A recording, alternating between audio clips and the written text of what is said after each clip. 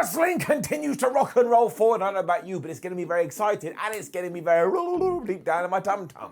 I don't know what that was, but I sat down for ages and went through a dictionary and a thesaurus and I was trying to find some words and all I could come up with was the noise. I don't know why you watch this show either. My name is Simon from WhatCulture. I do appreciate you tuning in, and we just had another episode of Raw, and my word were the big guns on this. So let's figure out whether it gets an up or whether it gets a down. Using this to bring the power, you know the deal. Let's up those downs.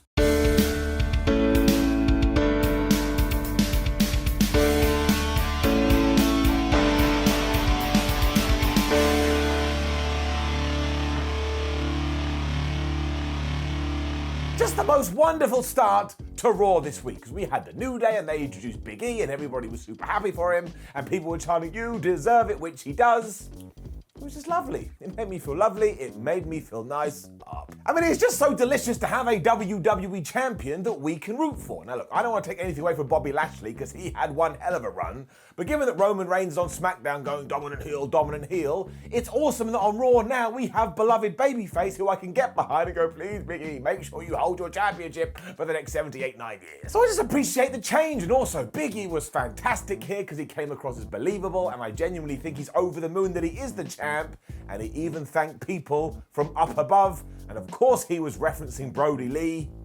And somebody was kind onions. Of course the New Day were taking on the Bloodline tonight, so eventually Roman Reigns and the Usos came out here, and the thunderous reaction to this, because I'm a strange person, I was sat on my couch going, kill the brand split, kill the brand split. And then the cops turned up at my house. They were like, what are you doing? And I had to explain. They were like, oh, I too think that Raw and SmackDown should become one.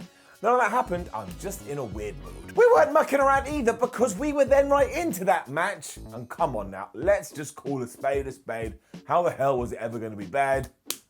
The New Day were doing all right too until Roman got pissed off and just grabbed Kofi Kingston and chucked him into the ring post and the announce table. And I suppose it was because nobody was acknowledging him. If you're now going, wait a minute, Simon, why didn't the referee call for a disqualification? Well, because for some reason in the crazy world of World Wrestling Entertainment, because the announce table and the ring post exist at ringside, you're allowed to do whatever the hell you want with them until WWE decides to not allow you to.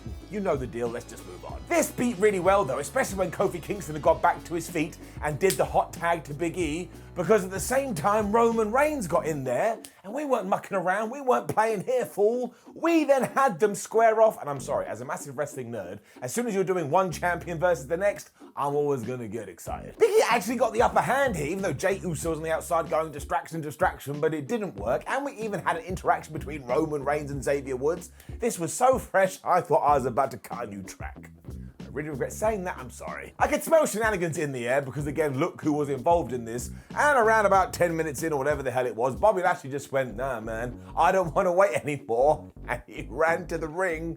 And my word, did he cause a lot of carnage. Because not only did he take out Big E, but he also took out Kofi Kingston. And once again, the ref was just like, man, I'm having such a good time. I'm gonna let it go. And on the down low, I'm actually happy about this. I don't want to see a stupid disqualification. So I don't care as much as I probably should, although none of this worked very well for Xavier Woods, because he was all like, oh no, I don't know what's going on. And Roman Reigns gave him the spear and he pinned him for the 1, 2, 3. So it does mean we have to bring down the board because that is the 101st distraction finish on WWE TV this year. And I was going to retire it at 100, but my word, I said that last week and everyone went, no, you can't do it, it's okay. We will run this right through till the end of December.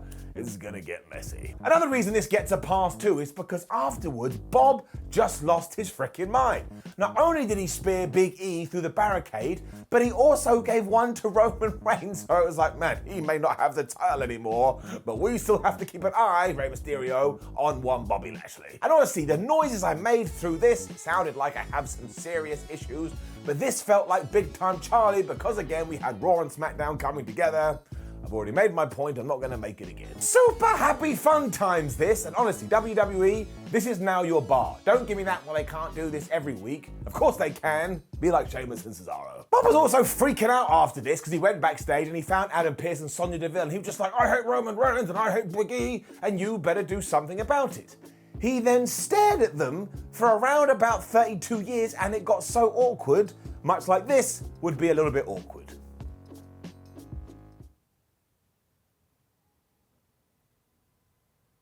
See, you don't like it, do you? I don't know what he was doing. Quick skit with Randy Orton and Riddle next, and you know the deal. Riddle winds up Randy Orton, and Randy Orton gets really mad, although he was a bit like, oh, Matt Riddle, you little so-and-so, because I believe he'd bought him new headphones. This, however, led to Riddle singing Randy Orton's theme song, and you can just imagine how the Viper felt about that. I enjoyed this muchly though, because it allowed me to remember how stupid WWE entrance lyrics are, because do not forget Randy's is, I hear voices in my head, they counsel me, they understand, they talk to me. I mean, what the hell does that mean? We then hit our first Raw roadblock of the evening. I mean, honestly, I don't even know what we were doing. It was like the people in charge forgot that Raw actually existed last week. But it was Eva Marie versus Doudrop round 3. And even though beforehand, Eva Marie was like, Doudrop, I hate you, you're the worst thing ever, I'm the greatest, why don't I get more love? Doudrop then whooped her ass, gave her the crossbody, much like she did 7 days ago, and she beat her.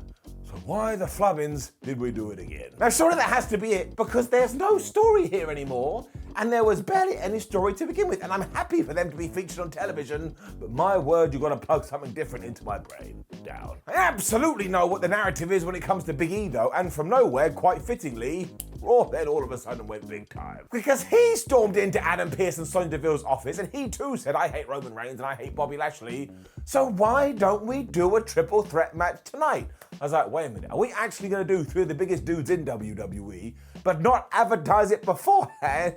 And the answer was yes. The most important thing about this though is that it was Big E not backing down from a fight because he was super duper mad about what had happened a few minutes ago, and this bodes very well for his run as champion, because you've seen the other side of this. Sometimes you get good guys holding the belt and they're like, I don't want to fight anyone, I'm just so scared. And you're like, man, what a loser. Paul Heyman was the guy who got this confirmed too, because he also went to our would-be general managers, and that's when they got pissed off and said, you know what, that is going to be our main event. Then I realized I don't have to care about metrics, numbers, or anything like that. I can just enjoy it. So I was ready. Orton versus AJ Styles was next, and you were probably like me and you thought, I swear I've seen this match a lot in 2021. But it's AJ Styles versus Randy Orton. They could probably wrestle on every single Raw until the day that I die, and I'll be able to get something from it. Up. It got some serious time too, and obviously Omos was on the outside doing a bunch of stupid stuff. At one point he tripped Randy Orton, but because Randy Orton is also a smart babyface, he turned to the ref and he said, ref, you must have seen that, or you must have heard something. Would you get rid of this idiot? So he did. I mean, Omos beat up Riddle before he went, but still he had to go to the back. AJ then began to work over Orton's legs. I suppose he was going to the calf crusher, but Randy Orton would always fight his way back. And at some point, he was even doing some of Riddle's moves. That does mean they are definitely best friends. And I have now decided, eventually, of course, they are going to break up, but I actually think it may be Riddle turning on Randy. That may actually be pretty good. There was a really cool bit towards the finish where AJ Styles was gonna go for the phenomenal forearm, but because he's fought Randy Orton so many times, Randy was like, haha, I'll RKO you, but AJ stopped and they pointed at each other like that Spider-Man meme. Unfortunately, it didn't really go well for Styles, because he got back in the ring, he got DDT'd, and then he did get hit by the RKO, and he lost. So that was somebody ringing me up, I watched the thing. This was absolutely fine though, in fact it was good. It will build to their rematch between the two tag teams.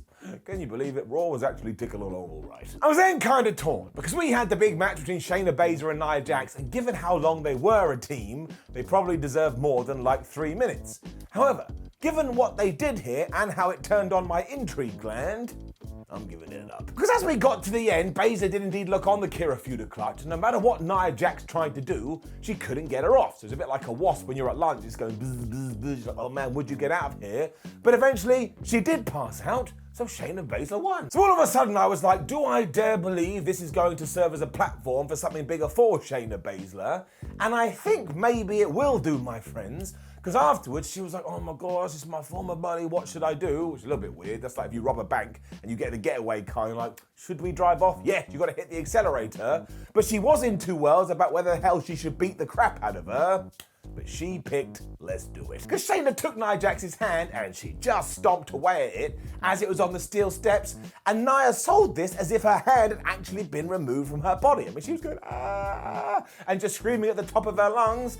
And it was also kind of sold like maybe Nia Jax is about to become a good guy, which is actually fine, because if you go back a few years when she became the champion, we were doing that whole bully storyline. That was all right.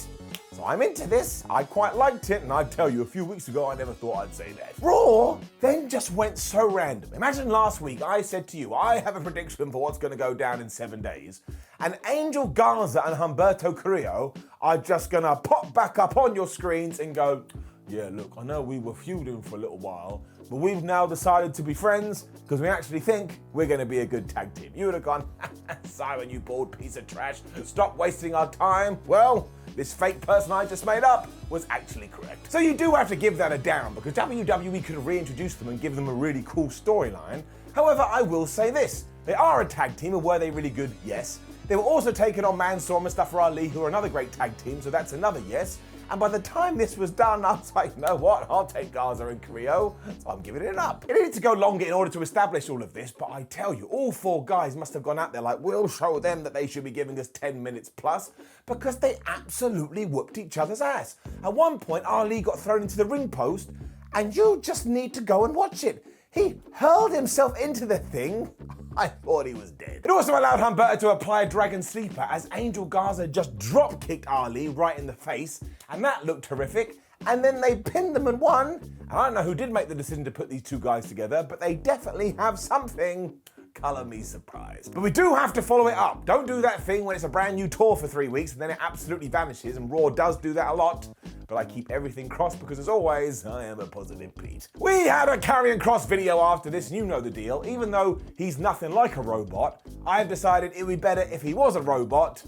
So here's what he said. My name is Karrion Kross, but what are my motives, what are my desires, and what are my ultimate plans? I just want to feel the love of another human being. I want to become a man, but I don't know how to do it, so I will endeavor to find out the human way. May have made some of that up, but again, I do think I've made the character better. Nikki Ash and Rhea Ripley then won the women's tag team titles. I mean, what a world we're living in. I bet Knots and Shotzi are like, damn it, what the hell are we meant to do now? But look, beforehand, they dedicated their match to pediatric cancer. They then went and won the damn thing. I'm sorry, if you want to try and argue with this, I really think you need to find another hobby up. The timing of these matches are still silly because I think this clocked in at 2.5 minutes. And again, it's a championship change, you can give it some time. And the story here was that Nikki Ash was getting her ass whipped and she kept trying to tag in Rhea Ripley, but Natalya and Tamina, what's that, hey, there's nobody meania, kept putting her off the apron or basically stopping her from making the tag. So you were like, oh no, what's going to happen? It eventually led to Ripley getting really pissed off, so she just dove at Tamina on the outside of the ring. But that confused Natalya because she was like, should I go for the sharpshooter or should I just stare over there? I know which one I would have picked. But that allowed Nikki to hit the most devastating move in all of sports entertainment and get the 1-2-3 with the surprise roll-up and indeed win the belt. This was nice though, and as you do know, we've been celebrating nice moments recently, so I had no problem with this. I mean, we probably could have allowed the celebration to be a bit more fabu, but who the hell cares? Once again, I enjoyed it. It also means when we asked the question, was Tamina Mina, that she absolutely was not to bring down that board. Why the hell we have it, I don't know. But also, and this is a rarity, we can ask the question, hey Tamina, are you a champion anymore? And she'd have to turn around and go, Tamine, nah. I'm gonna get fired. Alexa's Playground with Charlotte Flair was next, and I'm sure beforehand you were like me, you're like, oh man, this is gonna be absolutely insufferable. Well, we were all wrong, we're all assholes. I actually really liked it. We did start off talking about the dolls, which I could have done without, but when we got into the meat and bones, this was a little bit inside of baseball, and I thought it was pretty good, because Charlotte was like, man, what happened to the old Alexa Bliss? And I know we haven't crossed paths too much, because you've been on Raw and I've been on SmackDown or vice versa, but look at you are barely the champion you once were, and now it's affecting me. I have gone to main eventing WrestleMania 35 to fighting with a child. She's right. Bliss then used that always smart line that while Charlotte goes around saying, I've won more women's championships than anyone, it also means that she's lost more women's championships than ever won. And really, when she doesn't have a belt around her waist, she doesn't know who the hell she is, and as ever, maybe borrowing somebody else's material, wink wink. Flair fired back though by saying, oh, you're calling me unoriginal, because of course she was saying you just copied Bray Wyatt. And this is when I was really into this, because surprise, surprise, it felt real, and we weren't focusing on hocus pocus. Bliss finished it off by calling Charlotte a bitch, because that's what we always do to make sure that things feel like it's super duper serious and we're about to go up to the next level. And then they had a brawl, but it ended with Alexa hitting the tornado DDT and Charlotte running away. And now I am more interested in that match. give it a couple of thumbs. Before all that too, Charlotte had ripped the head off the Charlie doll, and she was going to do the same to Lily, which drove her crazy. So this probably is going to tie in at Extreme Rules. As always, I shall wait and see. We had all the 24/7 title stuff next. Drake Maverick was saying to Tozawa and R-Truth, hey, why don't we catch Reggie in a net and then maybe we can become the champ? And then they tried and they accidentally caught Drew Gulak instead. Shrug man emoji. That's all I've got. Shrug man emoji. What a few weeks it's been for Jeff Hardy too, because if you go back a few, he was in the Geek Pack who were fighting for the 24/7 title, and now all of a sudden, he's fighting Sheamus to see if he's going to be part of the United States Championship match at the weekend.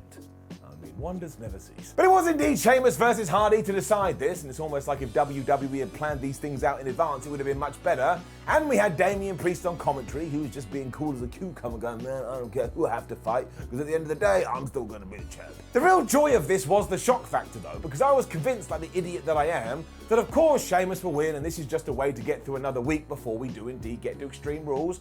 But no! After Jeff Hardy had gone for the senton bomb and just absolutely mullered himself on Sheamus' knees, he was still able to reverse a bunch of stuff and hit the most devastating move in all of sports entertainment, the surprise roll-up. And now, yeah, in a few days, it's Damian Priest versus Sheamus versus Jeff Hardy for the US title. I mean, this stuff's just crazy. Sheamus' nose was just busted open afterwards and it looked really bad, so I don't think that mask is happening at all. But when this did go down, I actually went, whoa, like I was in Bill and Ted's Excellent Adventure. So I am gonna give it an up, but WWE, don't pretend that I didn't see you did 2 surprise roll-ups on this show. You lucky you pulled it out the bag. Don't do it again. It was then time for our main event, and I was properly flabbergasted that we hadn't advertised this beforehand. I understand it would have ruined the Bloodline versus the New Day, but sometimes you just gotta do what's best for business. But once again, I have to care about this, and this must have been the best main event on Raw for some time. Is getting it up. I mean, it really had that big fight feel, which made it feel so special. In the early going, Roman was like, well, I'm not gonna get in the ring. I know Big E hates Bobby Lashley, and I know Bobby Lashley hates Big E, so they can fight, and when I'm ready, only then shall I enter. Exactly what he did. They were then just pummeling each other, and we got that always appreciated Tower of Doom spot. And honestly, I think we take that for granted sometimes. It's a terrifying thing to do. And then sadly for Big E, he found himself outside the ring, and Bobby Lashley slammed him through the barricade again. So you know what this means? When we get to the pay-per-view after Extreme Rules, we're gonna have to do Big E versus the security rail. Lashley was then manhandling Roman, which was also cool because you don't see that very often. Before long, Big E was back in there and he gave both these guys a double splash. I've said it before, I say it again, I really like Big E. We then got near falls as everybody almost won the match, and that was truly important because now whatever we're going to do next, somebody can come out and say, well, actually, I would have been the victor there, but the other guy screwed me over. I think at one point Big E got put through another announce table because that poor man was having a terrible evening. But then we cut back to the ring and both Roman and Bobby were going for like double spears, but Bobby Lashley got there first and then Big E broke it up. This was so much fun. I then almost broke down as a human being because Bobby got so pissed off he got a chair and started to smack away at Big E. But then I remembered, oh wait, no, it doesn't matter. WWE doesn't do disqualifications in triple threat matches, so we can continue. Unfortunately for Lashley, he is so annoyed and he's just lost sight of everything because he was just going hit, hit, hit, hit, hit, hit, hit. Roman was like, all right, well, you're not going to look at me. I'm going to run in. I'm going to give you a spear. And he got the win. And look, sure, you can sit there and go, well, I think Big E should have had his hand raised. But again, there were plenty of times in this when he could have won. And more important than all of that, he didn't lose. I'm not going to lie, the tiniest part of me, this part here, was like, oh man, they're going to do it. But they didn't. So this was a really good Raw. It kind of came out of nowhere. I don't know if we're hot-shotting or not, but I don't give a damn. Like I say, keep the level up to this level. It's the stupidest thing I've ever said in my entire life. And I bet a bunch of people will slowly become back on board. It just takes time, but overall, it's getting a very easy up. Now, please do leave a comment below and let us know what you thought about last night's episode of Raw. Like the video, share the video, and please do hit the subscribe button. Make sure you check out WhatCulture.com. We'll keep you up to date with everything happening in the wrestling world. Make sure you come wave your hands at us on social media. And we've got a bunch of other ups and downs. Watch them all. My name is Simon for WhatCulture. Thank you for joining me as always. Have a great day, have a great month, have a great week, have a great year. And I'll see you on the next one.